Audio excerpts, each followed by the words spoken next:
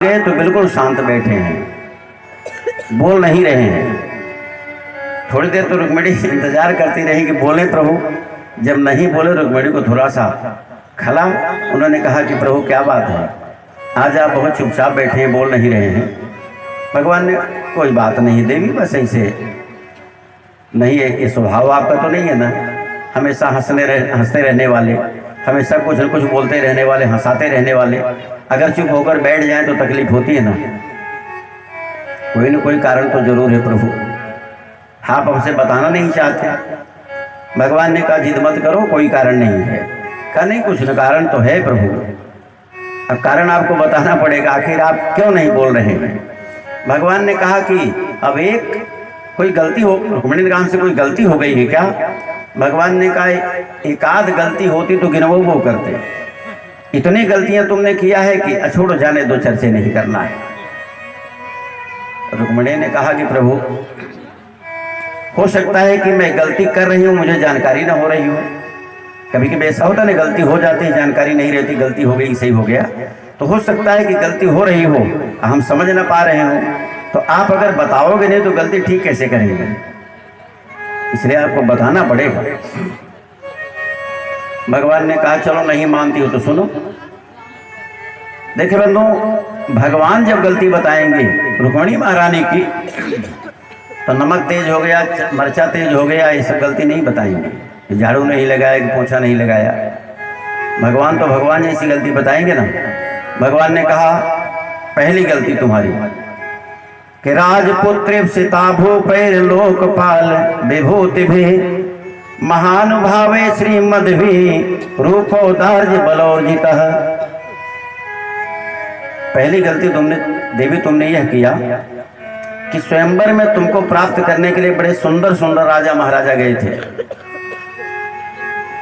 लेकिन तुमने उन राजाओं महाराजाओं को छोड़कर हमसे विवाह किया, ये तुम्हारी पहली गलती है। तो रुक्मिणी ने कहा प्रभु आपसे विवाह कर लिया तो कौन सी गलती इसमें हो गई। तो कहा है गलती प्रथम तुम्हारी यह जो मेरे साथ विवाह किया, अचाहते तुम्हें लाखों नरपति पर संग मेरा स्वीकार किया। कहा प्रभु गलती तो बताइए। कहा गलती ये है, कहाँ तुम राजा की लड़की राजकुमारी, कहाँ हम ग्वारिया, बेझड़ की रोटी खाई, यमुना का जल पिया, हमारा तुम्हारा कोई मेल नहीं है। देवी तुम राजकुमारी हो, हम ग्वारिया हैं। शादी बेमेल नहीं होती, शादी मेल से होती है। तुम यहाँ धोखा खा गई, जो हमसे विवाह कर लिया तुम्हारी पहली गलती है। अच्छा बंधुओं, जब इतना कहा तो भगवान ने सोचा कि देखें कुछ पारा चढ़ा कि नहीं चढ़ा। तो देखा तो रुक्मिणी बिल्कुल शांत, जरा भी क्रोध नहीं आया। तो भगवान ने कहा अब तो भगवान ही को बोलना है, रुक्मिणी कुछ कहना थोड़ी है। भगवान ने कहा अब तुम सोचती होगी, कहती होगी अजय विवाह तो ना करती, लेकिन इसलिए कर लिया कि आप बड़े बलवान हो। तुम ये सोचती होगी मैं बड़ा बलवान हूँ, ये समझकर तुमने शादी कर लिया। तो देवी ये दूसरी गलती तुम्हारी है, जो हमें बलवान समझने की भूल कर गई। क्यों? मैं बिल्कुल बलवान नहीं हूँ। अरे तुम क्या जानो दुनिया भर के राजाओं से मैं डरता हूँ, सचमुच बतलाऊं तुम्हें प्रिय इसलिए सिंधु में रहता हूँ। जितने बलवान लोग होते हैं ना वो मैदान में रहते हैं, हम लोगों के डर के मारे समुद्र के बीच में घर बना के रह रहे हैं, क्योंकि यहाँ आने में उनको परेशानी हो जाएगी, इतने तो हम डरने वाले। तो तुमने बलवान समझकर विवाह कर लिया, शायद तुम्हारी दूसरी गलती। फिर भगवान ने देखा कि देखें कुछ, रुक्मिणी फिर शांत। तो भगवान ने कहा तुम कहोगे यदि विवाह तो ना करती, लेकिन इसलिए कर लिया कि आप देवकी नंदन हो, इसलिए शायद सोचकर विवाह कर लिया। देवी यहाँ बहुत बड़ा धोखा खा गई। गोस्वामी ने लिखा है कि प्रीति विरोध समान सन करिय नीति अस आहि। विवाह और बैर बराबरी वालों से किया जाता है, तब निभता है, नहीं तो निभे नहीं करेगा जी। अच्छा दूसरी बात, हम विवाह जब देखने जाते हैं, पहले के लोग, आपकी बात मैं नहीं कर रहा हूँ, पहले के लोग जब जाया करते थे लड़की का वर देखने के लिए, तो क्या क्या देखते थे? जो घर बर कुल अरे होई अनुपा, तो करिए विवाह सुता अनुरूपा। गोस्वामी जी का कहना मानते थे। क्या देखते थे? पहले घर, जिस घर हमारी बिटिया आएगी रहने का स्थान है कि नहीं है। दूसरा तब वर, कहा जाता है वर से ब्याह न खसे खेती, वर जिससे ब्याह होगा और हमारी बिटिया का पालन पोषण कर पाएगा कि नहीं कर पाएगा। जब घर बर कुल, इसके बाद क्या देखते थे? कुल, खानदान। एक किस खानदान का है ये, कुलीन परिवार है कि बस ऐसे है। हमारी लोगों की शादी ऐसे हुई थी मतलब कि उस समय की बात है। अच्छा, कुछ लोग उसमें आते, देखवार जब आते थे ना, तो कुछ लोग पिछवाड़े चले जाया करते थे, नर्दा देखे बिना की। कुछ खान पान भाग व्यवस्था के झूठे बहरे रंगा के बैठा। अच्छा, इतना ही नहीं, ये भी पूछा जाता है बेटा तुम्हारा ननिहाल कहाँ? ननिहाल पूछते थे तब पता लगता किस खानदान का है, ताकि हम कुल खानदान बढ़िया हो, कहने का भाव है। आज की बात मैं नहीं करता इसलिए कि आज तो ये सब देखने की बातें खत्म हो गई। आज तो बस एक ही बात देखा जाता है कि लड़का क्या करता है, कमाता है कि नहीं कमाता है, कमाता है तो कितना कमाता है, बस। बाकी सब गौर हो गए। तो कुल खानदान भी देखना चाहिए, ये आवश्यक है। तो देवी तुमसे गलती क्या हुई जानती हो? तुमने सोचा मैं देवकी नंदन हूं, लेकिन देवी यहां तो दिक्कत हो गई। कोई मुझे देवकी नंदन कहता है, कोई यशुना नंदन कहता है, कोई नंद नंदन कहता है, और कोई कोई तो कहते हैं कि हमारे असली खानदान का पता ही नहीं है, पता नहीं कहां से आ गया है। तो देवी ऐसे अकुलीन परिवार के लड़के से विवाह करके क्या मिल गया तुम्हें?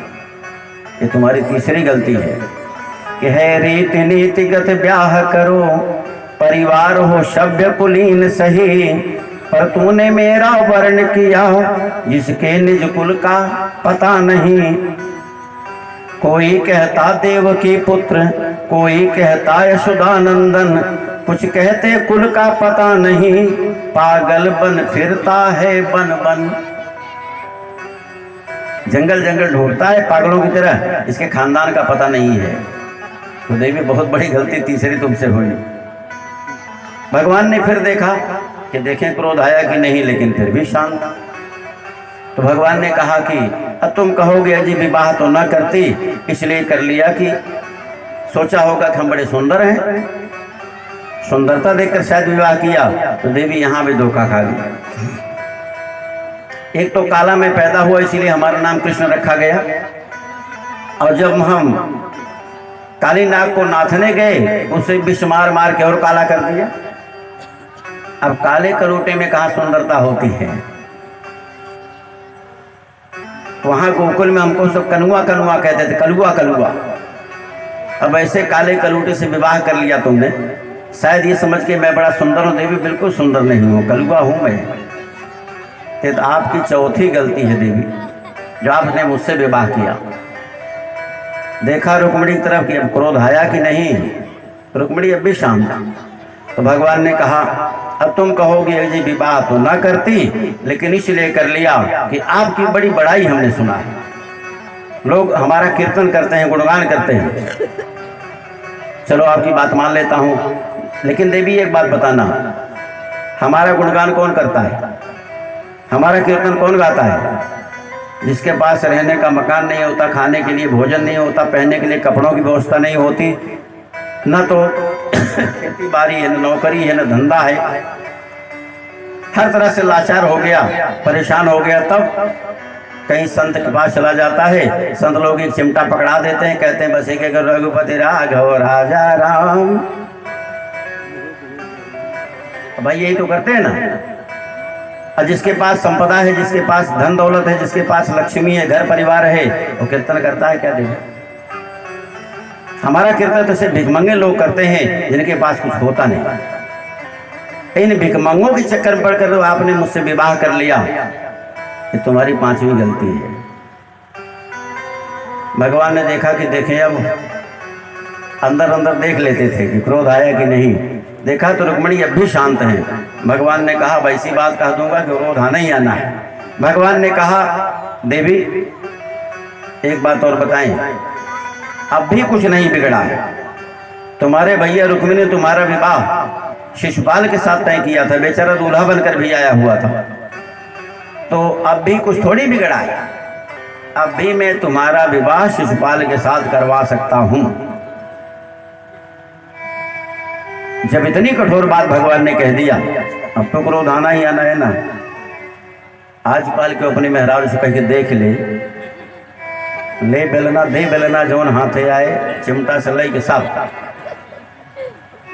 अब भगवान तो बड़े हिम्मती, कम से कम इतना कहने की हिम्मत तो किया उन्होंने, अब केवल क्रोध दिलाने के लिए।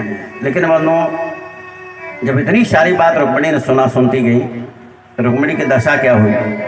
सुखदेव ने कहा कि कांपी उठी तन पीपल पात सी, रोई उठी हर की प्रिय नारी, अकोमल पावन के नखते मही खोदी रही नहीं बैन उचारी। अंजन जो थे दो दृग में बही नीर चले आखियां कजरारी, भीगी उठे कुछ केशर युक्त ढुरे कजरा ढुर भीगत सारी। धैर्य जवाब दे गया रुक्मिणी का, भाव विह्वल हो गई, लगे रोने बंधु, आंसुओं की धार बह निकली। इतना ही नहीं हुआ, रोते रोते बंधुओं बेहोश होने की दशा में आ गई, और जैसे बेहोश होकर गिरना चाहा, भगवान घबरा गए कि हम तो सोचते थे इनको क्रोध आएगा, ये तो उल्टा हो गया। तुरंत भगवान ने चतुर्भुजी रूप बनाया, दो हाथों से रुक्मिणी को थाम लिया, गिरने नहीं दिया, और लिटाकर पंखा झलने लगे, पानी का छींटा लगाने लगे रुक्मिणी पर। थोड़ी देर में रुक्मिणी महारानी होश में आई। जब बिल्कुल होश में आ गई तो भगवान ने कहा देवी क्षमा कर दीजिएगा, बचपन से मनोविनोद स्वभाव करने का आदी रहा हूँ, थोड़ा मनोविनोद आपसे हमने कर लिया, अगर ठेस पहुंची हो तो क्षमा चाहता हूँ। रुक्मिणी ने अपने आप को संभाल लिया था। अब जरा रुक्मिणी का जवाब सुनिए। रुक्मिणी ने कहा प्रभु आपने जितनी बात कहा है एक गलत कहा ही नहीं है, तो क्षमा क्यों मांग रहे हैं, सब आपने सही कहा। अब भगवान अवाक रह गए, कहा मैंने क्या सही कहा है देवी। कहा आपने पहली गलती मेरी बताई कि हमने आपके साथ जो विवाह कर लिया क्योंकि हमारा आपका मेल नहीं। तो प्रभु आपने गलत इसमें क्या कहा है, सच में हमारा आपका मेल नहीं है। क्यों कि बोली स्वामी ने ठीक कहा, प्रभु का और मेरा मेल कहाँ, मैं प्रकृति वश्य अबला नारी, तुम पुरुषोत्तम भगवान कहाँ। हमारा आपका तो वैसे भी मेल नहीं है, आप परमपिता परमात्मा हैं, भगवान कहे जाते हैं, अब मैं प्रकृति के बस में रहने वाली कबला नारी हूँ, तो हमारा आपका मेल तो वैसे नहीं है प्रभु, इसमें गलती नहीं है, मेरा सौभाग्य है जो आपने मुझे अपनाया है, इसमें गलती कहाँ है। दूसरी बात आपने कहा कि मैं लोगों के डर के मारे समुद्र में रहता हूँ, मैं बलवान नहीं हूँ। प्रभु इसमें भी आपने गलत नहीं कहा है। सत्यम भयादि गुणेभ्य उरु क्रमांतः शेते समुद्र उपलंबन मात्र आत्मा। जिस हृदय में, देखिए रुक्मिणी का जवाब सुनिए, गंभीर विषय है। कहा जिस हृदय में अविद्या, अस्मिता, राग, द्वेष, काम, क्रोध आदि शत्रु विराजते हैं, उस हृदय में आपका निवास नहीं होता। आप रहते कहाँ हैं? आप तो आत्मा रूपी समुद्र में ही निवास करते हैं ना, बाहर आपका स्थान कहाँ है? इसमें कहाँ गलती है प्रभु। तीसरी बात आपने कहा कि मेरे माता पिता का पता नहीं है, मेरे कुल खानदान का पता नहीं है। तो प्रभु एक बात बताइए, जो पिता जगत का कहलाता, जो पिता जगत का कहलाता, क्या उसका पिता भी होता है? क्या किसी साधारण नारी से उसका विवाह भी होता है? आप तो जगत पिता है ना, अब आपके पिता कौन हो सकते हैं हमें तो नहीं मालूम है, अगर हो तो हमें बता दीजिए, हम भी लोगों को बता दें कि परम पिता के भी पिता कोई है। भगवान का पिता कौन है? अरे परम पिता स्वयं है। रुक्मिणी ने कहा कि आपका भी कोई पिता हो सकता है, मुझे तो नहीं पता है। तो आपके कुल खानदान पर उंगली कौन उठाएगा? आपके कुल खानदान पर कौन उंगली उठा सकता है? ये तो मेरा सौभाग्य है कि आपने अपनाया। एक बात और आपने कहा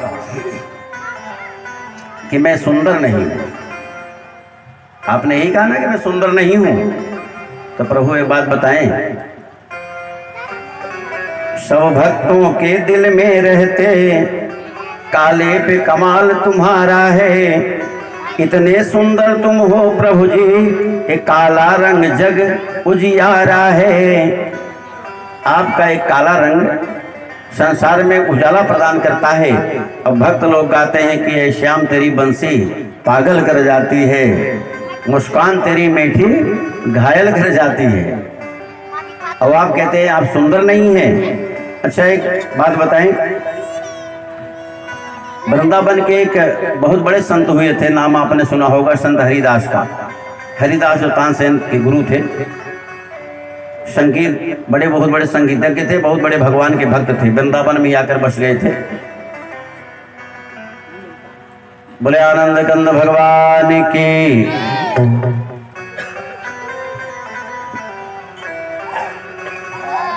हरिओम। तो वृंदावन में रहा करते तो उन्होंने भगवान की सुंदरता पर बहुत अच्छे अच्छे छंद लिखे हैं। भगवान कितने सुंदर हैं जैसा वो देखते रहे हैं।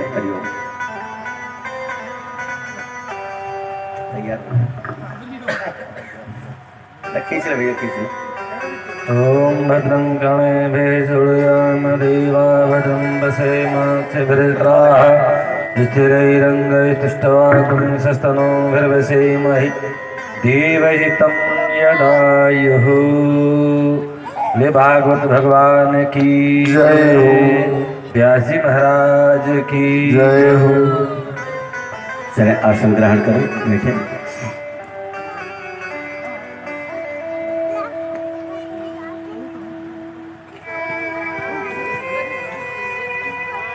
हरिओम। आप सब कथा की तरफ आइए। तो हरिदास जी ने भगवान की सुंदरता पर बड़े अच्छे अच्छे छंद लिखे हैं। एक छंद आपको सुनाता हूं। उन्होंने लिखा क्या है, एक छंद उसमें से कि सांवरी रंग चढ़ी जनु चंक उमंग अनंग है जोरन के। अगोल कपोल जे कुंडल डोलत नैन नचे जनु चोरन के। बलिहारी में मोह सिकोरन के मुस्काई के नैन मरोरन के। अंतिम लाइन लिखा कि होत कहीं तो लला जो लली, होत कहीं तो लला जो लली तो गले कट जात करोरन के। उन्होंने लिखा कि प्रभु अच्छा हुआ आप इस रूप में लाला बन के आए। अगर कहीं इसी रूप में आप लाली बनकर आए होते, लली बनकर आए होते